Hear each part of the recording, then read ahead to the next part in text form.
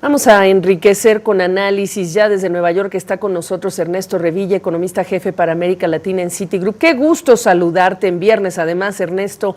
El gobierno mexicano e incluso los gobiernos centroamericanos deben estar preocupadísimos por esto que se avecina, que ya es un factor, digamos, de incertidumbre. ¿Cuánto ustedes, los economistas, expertos que siguen la región, ya lo están incorporando y de qué manera a sus escenarios? Muy buenas noches, Gaby. Efectivamente, las remesas se han convertido en un flujo de dólares tan importante, no solo para México, sino para América Latina. Como ya escuchamos, en México recibe 65,000 millones de dólares de remesas, ya es la segunda fuente de Las divisas remesas más favorecen importante también el desarrollo de las del comunidades. país. Mucho más importante que el turismo, mucho más importante que las exportaciones petroleras. Para América Latina en total se reciben 160,000 millones de dólares.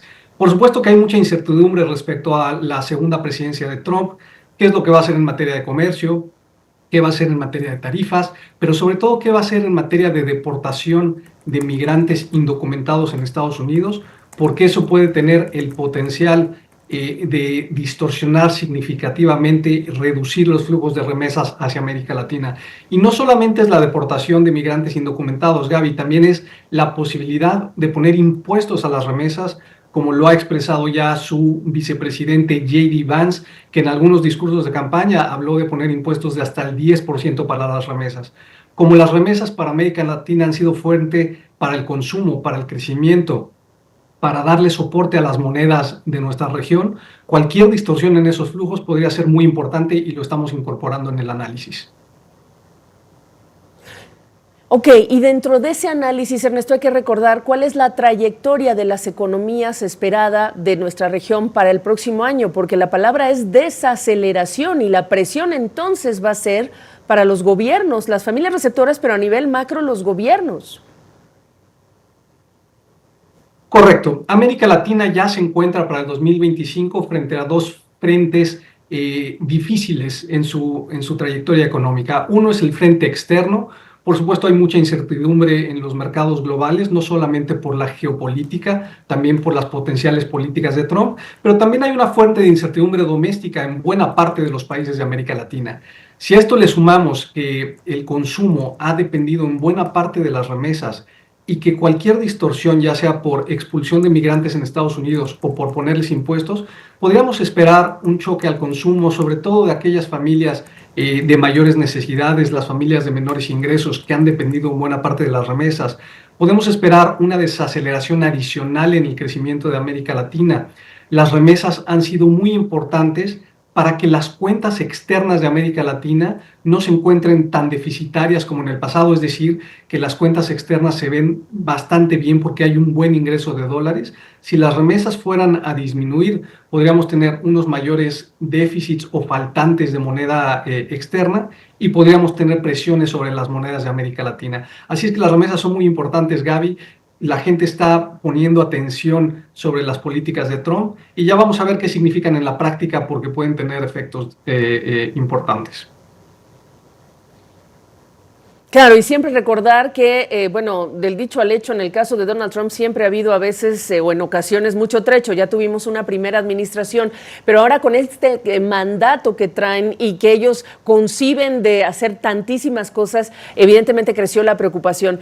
¿Qué hacer los gobiernos para contrarrestar un escenario de presión social adicional si es que estas familias en estos lugares, muchos decíamos Chiapas, uno de los estados más pobres de México, en Centroamérica donde tienes presiones también por cambio climático y etcétera, otros eventos, ¿qué pueden hacer los gobiernos para prepararse, blindarse, no sé qué término utilizar ante este escenario? Creo que gobiernos, ya sean emergentes, avanzados en el mundo, incluso Europa, todos los gobiernos están pensando en distintos escenarios ante un posible cambio de políticas por Estados Unidos. En los países de nuestra región me parece que debemos hacer lo mismo, estar preparados, estar conscientes de las diferentes políticas que se pueden implementar en materia de deportación, en materia de impuestos de remesas, en materia de tarifas comerciales. Es importante ser flexible, tener algo de espacio fiscal, porque el recibir a nuestros paisanos migrantes que regresan a los países va a ser un costo de corto plazo en las cuentas públicas de los gobiernos de América Latina.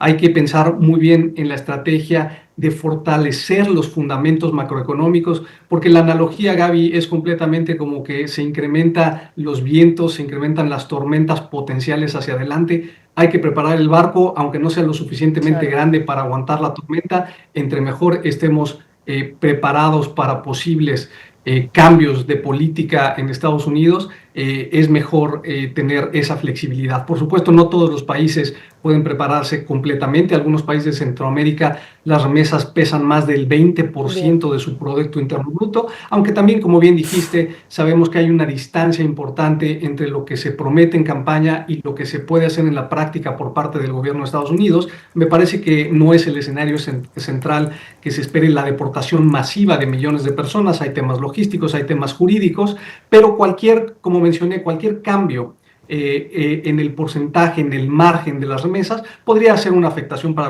nuestros países que hay que estar preparados.